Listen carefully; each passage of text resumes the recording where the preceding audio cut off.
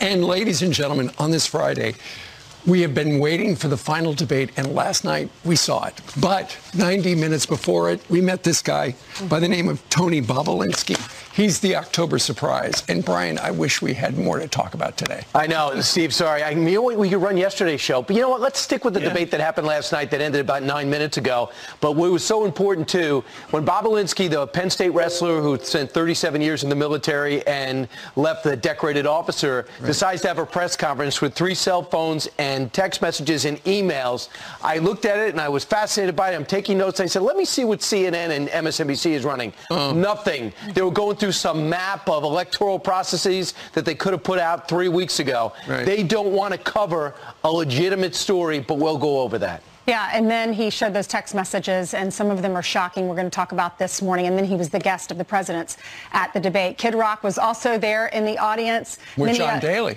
That's right, John Daly, the golfer. All right, let's hand it over to Pete Hegseth. He's down in Nashville. He's having some breakfast with friends at Redneck Riviera, John Rich's place. Hey. That's right. It's the Redneck Riviera, guys. In Nashville, apparently the party never ends.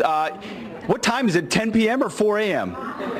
It's 5 a.m. actually here, and this great crew came out for us this morning. We're going to talk to them. If it's Nashville, though, does this finish? Does this better? Yeah. Is this better? You know, you got to do it right when in Rome or when with the Nashvillians, if that's how you say it. I think it is. Who here watched the debate last night? Yeah. All right, I'm going to ask a 2-part question. Who thinks Joe Biden won the debate last night? Ooh, that's a lot of silence, guys. Who thinks President Trump won the debate last night?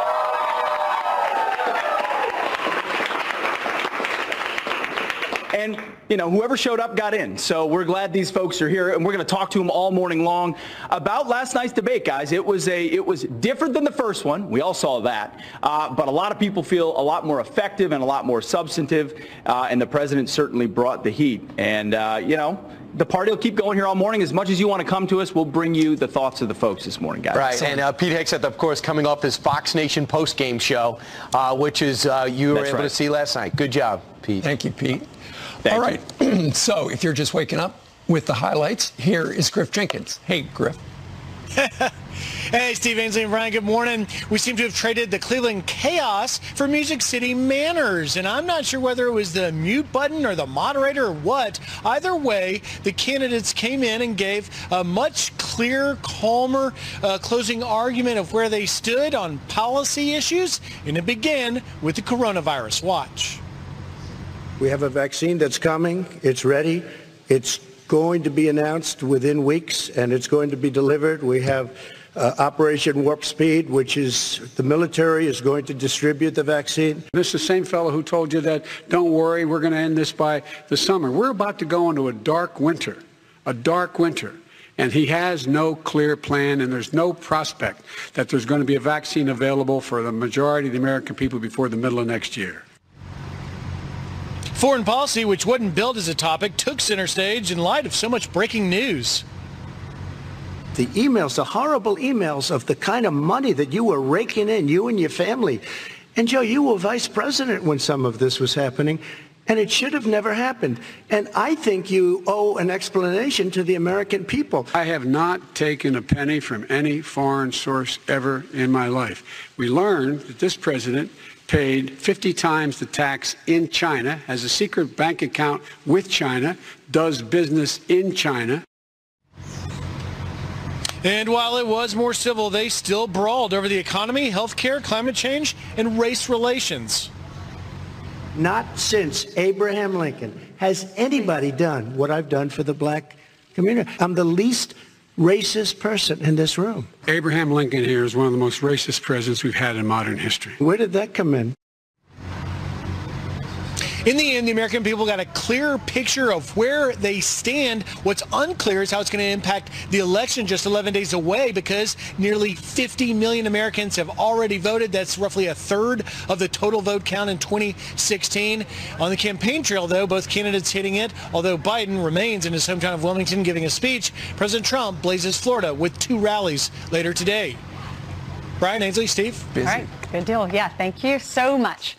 So many people are talking about the moderator. We were all watching to see how it was going to be, if the mute button was going to be used, and I thought Kristen Welker did an excellent job. She did interrupt a lot, and people are complaining about that on social media and in articles that you'll read this morning. But she did ask Joe Biden about Hunter and the overseas dealings, if anything unethical happened, and Joe Biden said no. She did interrupt President Trump 111 times and Joe Biden 22 times. Wow. Wow, that is a stark difference. I could not believe it was 111. I thought it was a lot less, but she was all over him. But I will say this, at least we had a chance to see both sides talk, and they were much more respectful of each other. Right. And the president just knocked it out of the park. Here's an example of when the president was stopped in his tracks.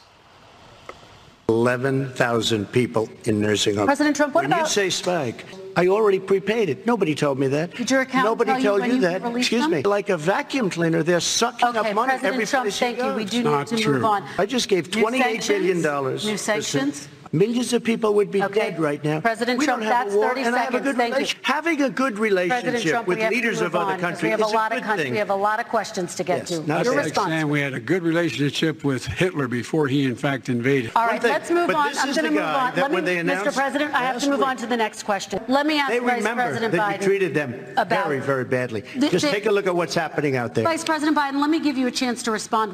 Well, let's get this straight, too. And I said this last night. I had to quickly change my 11th grade social studies final because I didn't think we were getting along with Hitler until I heard Joe Biden say it last night, so it's got to be true. That was one of the craziest analogies I've seen, and I think Hitler was trending, sadly, on Twitter after that. Meanwhile, Kristen Welker interrupting. She did interrupt Joe Biden just a little bit. Listen to this montage. To make sure people had the capacity. But you haven't ruled out more shutdowns. Oh, well, no, that is simply not true. We're going to talk about immigration. We're going to talk about immigration now. We're running out of time, so we got to get on to climate change, please. No fracking and or oil on federal land. Let me ask this final question in this section. Okay, so Ainsley, to your point, a lot of people are talking about the interrupting.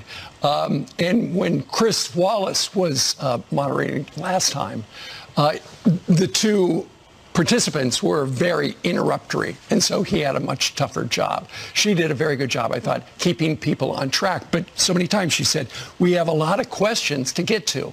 So many of us just wanted to hear some answers. But instead, it was more of she was keeping everything going according to the schedule, which is great, but nonetheless a little unsatisfying in the fact that there were so many interruptions. Yeah, Chris Wallace says he was jealous. Yeah. Because they interrupted so much in that first debate. They learned their lessons, and they didn't do it as much in this one, which was good for the American people. So it was better for both the candidates. Absolutely, absolutely. But just before the debate, a former business associate of Hunter Biden, as we were talking about earlier, he spoke out, saying he directly worked with both Hunter Biden and Joe Biden, and he has proof. I've heard Joe Biden say that he's never discussed business with Hunter. That is false. I have firsthand knowledge about this because I directly dealt with the Biden family, including Joe Biden. I have no wish to bury anyone. I've never been political, but what I am is a patriot and a veteran. Tony Bobulinski is the former CEO of Sinohawk Holdings and a retired Navy lieutenant. He shared a trove of his text messages with Fox News. Yeah, in one, here's an example. Bobulinski discusses getting dinner with Hunter's uncle and Joe Biden over Chinese documents, with Hunter allegedly responding that his dad is not in until 11. That's right. In another text, Hunter Biden's business partner, James Gilar, allegedly tells Bobulinski, quote, don't mention Joe being involved. It's only when you are face-to-face. I know you know that, but they are paranoid. Nonetheless, Kristen did not bring it up per se in the beginning. Instead, the president did. Watch this. All of the emails, the horrible emails of the kind of money that you were raking in, you and your family. And, Joe, you were vice president when some of this was happening, and it should have never happened. And I think you owe an explanation to the American people. I have not taken a penny from any foreign source ever in my life. The foreign countries are paying you a lot. Russia's paying you a lot. China's paying you a lot. I don't make money from China. You do. I don't make money from Ukraine. You do. I don't make money from Russia. You made $3.5 million, Joe, but you're the big man, I think. Your son said we have to give 10% to the big man. Joe, what's that all about? Big guy. Apparently, Tony and Hunter had a falling out when Hunter wanted $5 million from the $10 million that the Chinese energy company sent to them. And then Tony said that it could not be Hunter's personal piggy bank, and that, Ainsley, is when their business deal apparently went kaput. And just let me just add this. All we needed is this. Joe Biden answered this question at some point. Is it Hunter's laptop? Here's the receipt with Hunter's signature on it. Is that Hunter's signature? And the minute he says yes, if he's being honest, goodbye the distraction of Rudy and Bannon, and hello, FBI picked it up, and Hunter dropped it off. That is the key. That's what's so maddening about this. Other networks are pretending it didn't happen. They're blaming it on Rudy and Bannon and obstruction. Russia. And Russia is a joke. Please tell me you have more integrity than that. Hunter dropped it off to be fixed. He left it there to be fixed. The FBI picked it up to analyze it, and that's been confirmed. Well, people in the Biden camp were saying if they ask you about this, try to change the subject. And he did try to change it. He talked about it's not about my family. It's not about Trump's family. It's about your family, yours at home. You can't get those new tires. You have to wait a little while. You have to tell your daughter that she can't go back to community college. And then the president said, hold on. You were in office for 8 years. You could have changed so many things that you're complaining about, all these different policies. You had your chance. He said, that's exactly why I ran for office. I was not a politician. And what you're trying to do is political. You're trying to change the subject to get off of China and stop looking at your family. Right. And Wesley, about this Tony Bobulinski guy, he today will apparently be in Washington and will start speaking to Senator Ron Johnson's Homeland Security Committee. He had, you can't see right here, but he's got perfect timing. He picks up one of 3 cell phones. He said these are the cell phones that have the WhatsApp app on them and things like that. These are proof. It will be interesting to see what the Biden campaign says today, if anything, because when you click around and when you Google it, hardly anybody is touching this story. So the audience and the country is being manipulated, and that is horrific. I'll add this to the fray. All those people out there that were upset when the president was critical of Alexander Vindman, the colonel that served in the Ukraine and was so pro-Ukrainian, they offered him the secretary. What leaders do, we show up. I mean, part of when I win in November, I'm going to work to rebuild this economy and renew the American way of life, keep taxes low for everybody, remove regulatory barriers for businesses to make sure that Pennsylvania and Western Pennsylvania can be one of the most prosperous places on the face of the planet. I want when our kids graduate from college in Western Pennsylvania, we've got 5 Division I schools here.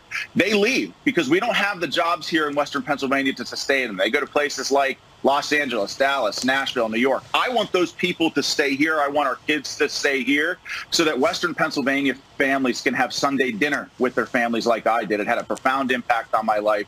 I want to be a warrior for the oil and gas industry because every time you turn around, there's some radical leftist trying to take their jobs. I want to have a good, innovative plan for health care. You know, the GOP has great health care plans, but one of the things that we promised that we're going to do is always protect people with pre-existing conditions.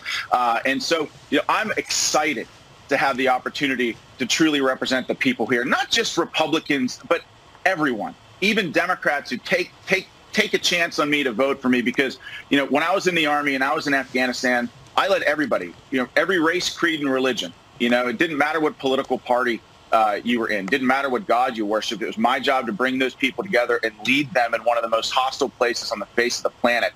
And that's exactly what I'm going to do when I win here in November is bring this district together and fight for everybody. And I have to tell you, I'm so excited to do that. All right, Sean Parnell running for Congress. Thank you so much, Sean. Good to see you. Thanks for your service to our country. We did invite Connor Lamb, the guy he's running against, to come on the show as well, but his team never responded to us. All right, Jillian has some more headlines for us. Hey, Jillian. That's right. Good morning. Let's begin with this. The illegal immigrant charged with murdering a Houston police sergeant is due in court today. Elmer Manzano could face the death penalty if convicted. He's accused of shooting and killing 41-year-old department veteran Harold Preston. A second officer was shot in the arm. The police chief says she's recovering after a successful surgery. The FDA has approved remdesivir as the first drug to treat COVID-19. A study by the National Institute of Health found it cut the recovery time from 10 to 15 days down to just 5. President Trump was treated with remdesivir when he contracted the virus earlier this month. The drug will be available for anyone with COVID-19 over the age of 12. Cities are suing the Trump administration over its threat to pull federal funding. New York City, Seattle, and Portland, Oregon filed the suit after the Justice Department labeled them anarchist jurisdictions that could have their funding slashed. The cities are asking a federal court to drop the DOJ label and stop the administration from withholding money, claiming it doesn't have authority without the approval of Congress. The cities were deemed anarchist last month after turning down help from federal law enforcement. And to some football now. Carson Wentz leading the Eagles to a fourth quarter comeback to beat the rival Giants on Thursday Night Football. Wentz throws, pass is caught. Touchdown, Boston Scott. Philadelphia scoring 12 unanswered points in the last 5 minutes. The defense forcing Daniel Jones to fumble on the Giants' last chance drive. So Eagles take this one 22-21. And I did not see a second of it. Right. I saw a comprehensive highlight package. There was an incredible run by Daniel Jones, but the Giants are a little bit away, and with 2 wins, I think that they are now the favorite to win that terrible division. It's awful. Yeah. 2-4-1. Yeah. All right. Thanks so much, Jillian. We'll talk more about this in the break, I promise. From reopening the country to fracking flip-flop, voters react to last night's showdown. Pollster Lee Carter working the dial to Kristen Welker, drawing widespread praise for her performance, largely keeping both candidates to their time, even if that meant cutting them off. I already prepaid it. Nobody told me that. Did your accountant Nobody tell told you that. Excuse me. That is simply not true. We're going to talk about immigration. His son, his brother, and his other brother are getting rich. They're like a vacuum cleaner. They're sucking up money every Trump, place thank he goes. you. We do Not need to true. move on. No fracking and or oil on federal Let land. me ask this final question in this section. Joining us now to react is media reporter for The Hill, Joe Concha. Hey, Joe. Good morning, Ainsley. Good morning. How did you grade the moderator? Oh, I think she got universal praise, as we're almost seeing, because we saw a debate that was kept on the rails. Right. I think the candidates really helped in that regard. It seems that President Trump, Joe Biden got the message that interrupting is an ill-advised thing that doesn't help your argument. So certainly when the candidates behave, the moderator looks good. Where I had an issue, and we spoke about this earlier in the week, in terms of the actual issues that were discussed during this that were picked going in. And COVID's a big issue, obviously. You could argue maybe it's the biggest issue. But again, we didn't hear too much in terms of the contrast on economy. We also missed, and I'm just going through my notes here as far as this is concerned, we didn't hear anything on education. And that seems to be a foreign word these days during debates, during town halls. It's as if it doesn't exist. The opioid crisis is worse than ever, guys. During the pandemic, it was already bad going into this year. During the pandemic, deaths have spiked, and that's something that obviously the president's been focused on as well. And the Supreme Court is a very big deal right now, with Amy Coney Barrett getting most likely, or definitely, you can say, not nominated, but added to the Supreme Court just next week. So with all that said, I think we just miss a lot of opportunities in terms of things that people actually care about. In terms of, we saw Summer of Crime on our TV screens throughout the entire summer, and that wasn't discussed as well. So I think when we talk about Trump's taxes or Hunter Biden, the American people aren't being served by issues that they care about and they really talk about at those dinner tables that Joe Biden talked about so much last night. Indeed. And Joe, going in, the number one topic of commentators was there's going to be a mute button. So if anybody tries to interrupt the other, that's not going to work. Was that a deterrent? Is that ultimately what kept both candidates on the rails? I think the reviews that President Trump got in the first debate primarily, that kept him on the rails. So did the mute button say, okay, you're not going to be able to do anything, don't bother jumping in because you're just going to see a mouth moving without any words coming out of it? Perhaps. But again, we talked about this yesterday. Joe Biden interrupted Paul Ryan in 2012 82 times during that debate, and they didn't make any structural changes after that, the debate commission. So Did it help? I guess, but I think more it was everybody got the message that don't interrupt because you're just going to look bad doing it. And Joe, you're right. The topics were repeats. And even Chris Wallace pointed out, it's like we're doing climate change again, we're doing racial justice again, when you have economy, foreign policy, has not been discussed, especially when Joe Biden was told by Bob Gates, you've been wrong on every major issue for 40 years. That's the guy who's going to be president. Meanwhile, the tax stuff is old news, but it still didn't stop the New York Times from writing about it a few weeks ago and waiting for the right time to hurt Trump the most. But this stuff is brand new news about Hunter Biden and his ex-business partner, who says this guy's been behind my back, taking millions of dollars, and I am fed up and telling the truth, who just happens to be a 37-year veteran and a decorated Marine. But the rest of the media is ignoring this story, and it's stunning. Watch. Talking about the Biden's personal corruption, a little bit about Hunter Biden. Most of those charges unverified. Charges so heinous, I'm not even going to say them.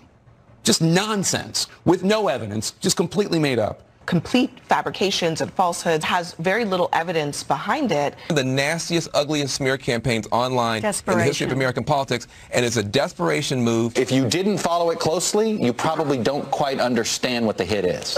If you're not immersed in right-wing media... And we're cable hosts. And we're cable hosts. America did. And we don't know the details. They were like, what are they talking about? I don't know. Some laptop. No one knows the details of these conspiracy theories. Okay, you're a witness. First, take that on. Okay, my hair hurts, so I'll try to speak through that. Look, something stays unverified when you don't try to verify it in any capacity. And all those news organizations that you just showed have shown no interest whatsoever in going after the story. So it stays unverified when no one tries to verify something. Meanwhile, 3 years of Russia collusion with Trump officials, those networks you just showed were happy to feature that on an hourly, almost minute-by-minute basis. So don't lecture us now about don't push conspiracy theories when you pushed one for 3 years, yet won't pursue this story where there seems to be tangible items coming out on a daily basis in terms of, yeah, this is a story, as Bret Baier said on this network yesterday. Seems to be. This is a huge story. They're going to be forced to pay attention to it, I hope. Joe, thank you so much. We'll see, guys, definitely. Okay. Anyway, thank you. Got to go Halloween costume shopping now, guys. Right. And do your virtual Halloween, because it's too dangerous. All right, have a great weekend, Jeff. Well, all right, thank you. Take care. Thank you. Thank you. Joe Biden talking about his strategy to contain COVID-19. Watch. Do not open bars and do not open gymnasiums. Do not open until you get this under control, under more control. Lee Carter has the dials coming up, plus President Trump and Joe Biden making their case to America in their second and final debate. So what do the voters think of the night's top moments? Here with the dials, partner and president Maz Lansky and partners Lee Carter. Hey, Lee. Hey, great to see you this morning. Good to see you. Let's get right to that top soundbite that we want to start with. It's the president telling Joe Biden, look, you had your chance. Watch this. But why didn't he do it 4 years ago? Why didn't you do that 4 years ago, even less than that? Why didn't you do it? You were vice president. You keep talking about all these things you're going to do and you're going to do this, but you were there just a short time ago and you guys did nothing. We did. You know, Joe, I ran because of you. I ran because of Barack Obama, because you did a poor job. Lee? So you can see there, this really resonated with a lot of the voters on the Republican and Independent side. Republicans, that red line, gave it an A+. Independents, the yellow line, a B. Well, Democrats gave this an F. Not surprising how Democrats responded. But again, those independents are really going to be key to this election. And Donald Trump did something very, very smart last night in defining Joe Biden as a typical politician who has failed the American people. And I think it's something that resonated. Here is Joe Biden on the lockdowns. Watch this. But you haven't ruled out more shutdowns. Oh, well, no, I'm not shutting down the nation, but there are, look, you need standards. The standard is if you have a reproduction rate in a community that's above a certain level, everybody says, slow up. More social distancing. Do not open bars and do not open gymnasiums. Do not open until you get this under control. Oh, conservatives did not like that, Lee. They sure did not. You can see, though, I mean, not surprisingly, Democrats really supported this message. They gave it an A-. Independents a C, Republicans an F. The bottom line is this. Conservatives do not want the economy to shut down or slow down. They want us to be responsible, but they want this to be up to the states, the individuals. Independents also really, really wanted an answer on this. They want to know exactly what he's going to do. This didn't feel like a strong answer that they were looking for. And this is one of the defining issues of this election. All right, so a lot of people are talking about Joe Biden's fracking response, how he said he never opposed it. Watch this one. Never said I oppose fracking. You said it on tape. I did. Show the tape. Put it on your website. I'll put it on. Put it on the website. The fact of the matter is he's flat lying. Would you rule out banning fracking? I do rule out banning fracking. We need other industries to transition to get to ultimately a complete zero emissions by 2025. Not sure what's going on with that tape, Lee, but we get what he's saying. He was telling Trump he was a liar. Meanwhile, he was the one saying I never opposed it, but that's not true. Yeah, this one was really, really fascinating to watch response. You can see there, Democrats even not really resonating with this one. They gave it a C, independents a D, while Republicans gave this an F. Overall, there were a couple issues with this. A lot of people remember that he has flip-flopped on the issue, and he needs to be more honest and forthcoming about it. People want to know where Joe Biden stands. They want to know what he's all about. This doesn't really build that kind of credibility. The other issue you can see here very much at the end when he says, and ultimately to get to zero emissions by 2025, it lacked credibility, and a lot of people had questions about that. So this was not a good moment for Joe Biden, and I think this is one that's going to be a big problem for him. All right, Lee, thank you so much. Of course. Great to see you. Good to see you, too. All right, President Trump and Joe Biden addressing key issues in their final debate before November 3rd. Steve? That's right. So what did voters think? Let's check in with Pete Hegseth, who is on Broadway in Nashville at the Redneck Riviera. And Pete is wearing a hat. That's right. Good morning. I mean, when in Nashville, is it Nashvillians? Yes. All right, there we go, Nashvillians.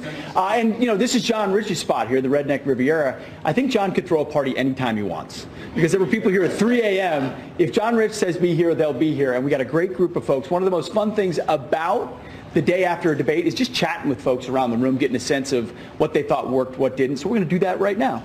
Amy, thanks for being here. Appreciate it. Now, we're just going to, simple question, no trick questions this morning. What's your big takeaway from the debate last night? I think it was a great debate. I think it's what America needs to see. I think our president represented America in a way that everybody wants to see, and I think we're winning.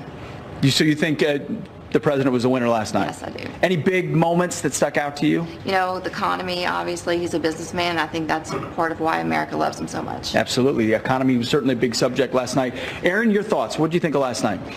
I really liked that he called Biden out on the whole Russia and Hassan. We need an answer on that. And then that he's talking about the economy. We can't stay closed. We have to stay open. We got to figure this out and work through it.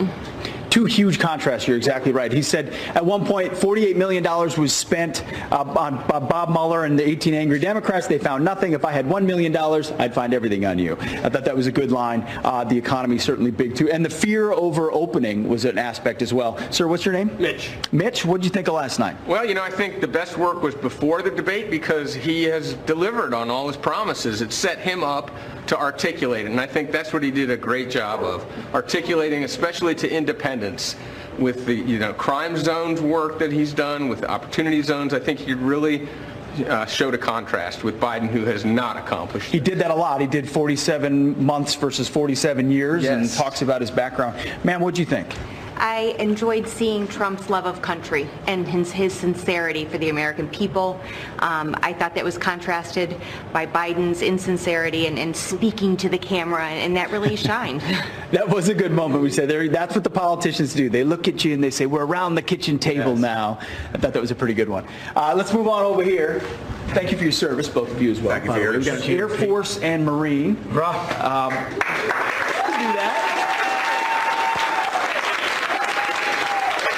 Real quick, we're running out of time, but what was your takeaway from last night? The fact that the debate seemed to be, the American people could get something out of it. It seemed to be more organized, a little more professional. It wasn't just two guys going at it. The American people were actually able to get something out of this debate, I feel like. Last word, real quick. The moderator, I think she did a fantastic job this time. So. There we go. A few more interruptions of the president, we noted, than of Joe Biden in last night's debate. But I digress. Fair point. Good point. And a good point from a Marine, too. Yeah, well, not just crayon either. Thank you, guys. Back to New York City. We're going to keep talking to the folks all morning long. Very nicely done, Pete. Thank you very much. All right, quarter before the top of the hour, time for some news. Hey, Jillian. Good morning. Let's begin with this story. Overnight, Kentucky Governor Andy Beshear demands everything is released from the grand jury proceedings in Breonna Taylor's case. Beshear is calling on State Attorney General Daniel Cameron to share all information after a second grand juror criticizes the handling of the case. The juror says the panel was not allowed to consider homicide charges against the police officers who served the no-knock warrant on that night Taylor was shot and killed. North Carolina Republicans want the absentee deadline moved up. Officials are calling for the Supreme Court to block lower rulings allowing a 9-day extension for mail-in ballots. The Trump campaign and Republican leaders say the North Carolina's Board of Elections recently altered the deadline from November 6th to the 12th. The board has until Saturday to respond. Bernie Sanders appears to be eyeing a role in a potential Biden administration. Politico reports the Vermont senator is pushing to be the labor secretary. Sanders did not confirm or deny interest in the role, telling Politico he is only focused on getting Biden elected. The former presidential hopeful also plans on pushing Biden to, quote, include progressive voices in his cabinet. And how about this? This holiday's Hess Toy Truck collectible is honoring our healthcare heroes. It's the first ambulance in the toy's 56-year tradition. It features 96 lights and 4 sirens. Hess designs its trucks in advance, so releasing an ambulance during the pandemic was actually a coincidence. The ambulance and rescue set is now available. That's cool. Send it back to you. We have a complete set at our house. Every Christmas. Good Christmas present. Thank you so much, Jillian. Well, Joe Biden says he'll create a bipartisan commission to study our nation's court system. But Army veteran Jeremy Hunt says that's just a move to avoid court packing questions until after the election. And he's going to join us next.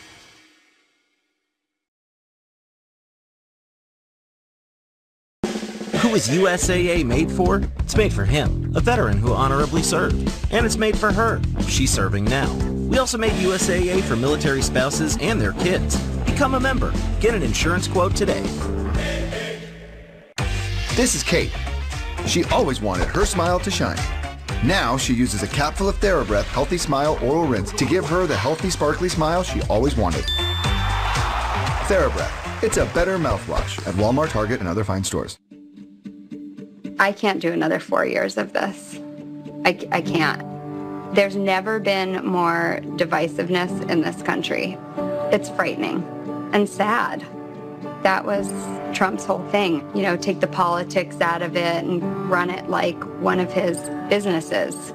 I know people were looking for that kind of change, but it's not working.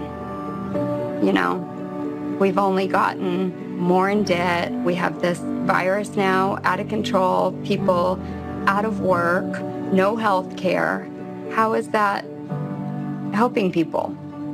We need someone that knows what they're doing, and I think it's Biden. I know he will listen to the experts. That's what we need. I trust him 100% to get this under control. He has the capability to bring us back together. I'm Joe Biden, and I approve this message.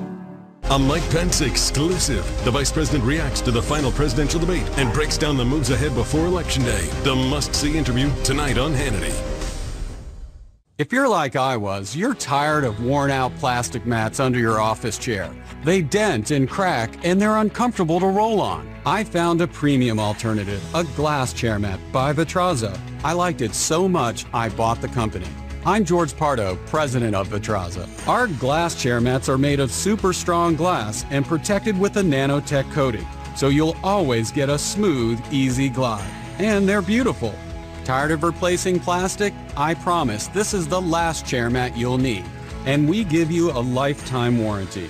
Comfort, style, durability. A Vitraza glass chair mat will completely transform your workspace, home office or office. We stock 18 popular sizes, and we ship free to anywhere in the lower 48. Get the look you deserve. I invite you to shop online at Vitraza.com.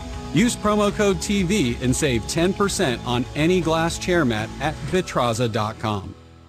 Selling a home is expensive and stressful, so we set out to create a better home selling experience with a network of the most successful real estate agents in America that'll sell your home for as little as a 2% commission. The icing on the cake with the Ideal Agent was that we saved $12,000 in commissions. We would definitely use Ideal Agent again. The whole process was so positive for us. Excellent service. Getting right to the point, hiring Ideal Agent, I wish we would have done that sooner, and we would have saved 6 months of time and mortgage payments that would have probably never happened if we would have just gone with them first. They were so stress-free. The whole process was amazing, and I would definitely recommend them. We certainly recommend Ideal Agent now to all of our family, all of our friends. It's just a great experience. We are not a discount brokerage. These are top local agents that'll get you the best results.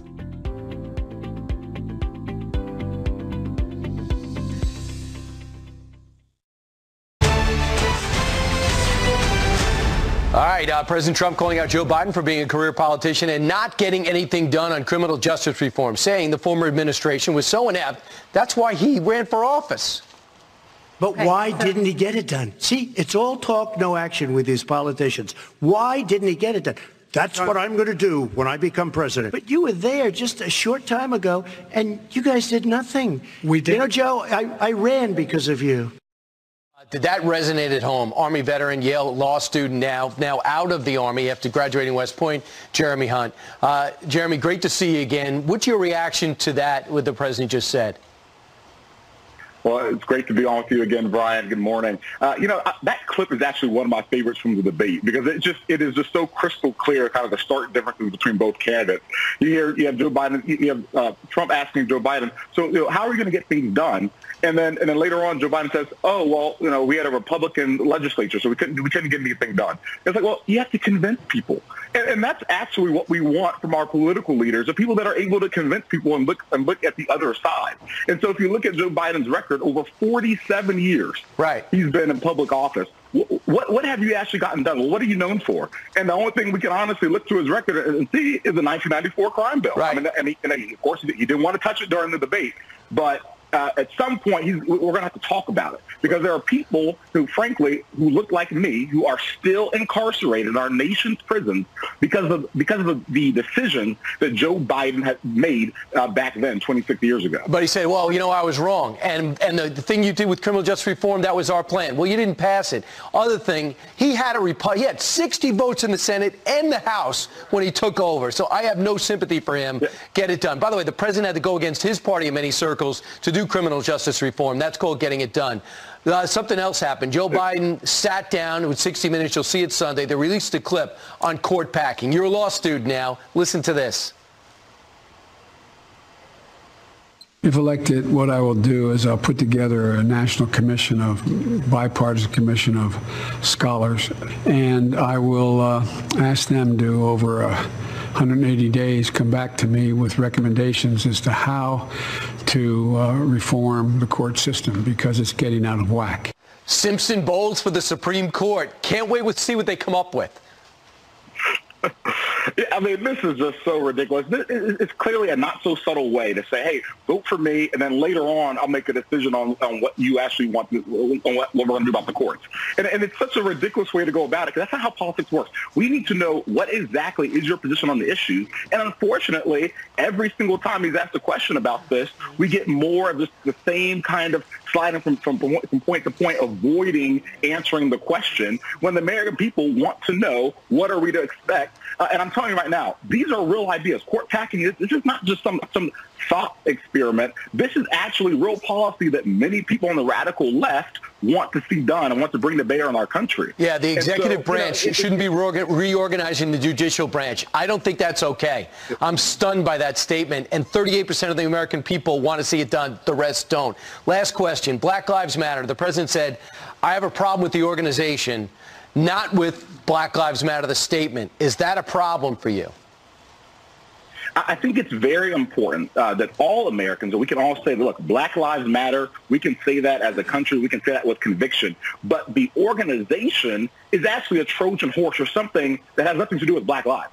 They're a Trojan horse for socialism. If you went to their website, they talked about how they wanted to destroy the nuclear family. I think they might have taken some of that down now, but that's the rhetoric that they've been talking about for years. It's actually much deeper than just, the statement Black Lives Matter. It is actually an organization that seeks to implement a lot of policies that will end up harming black lives. And then you can't talk about black lives without talking about black lives in the womb. And black lives matter from conception to death.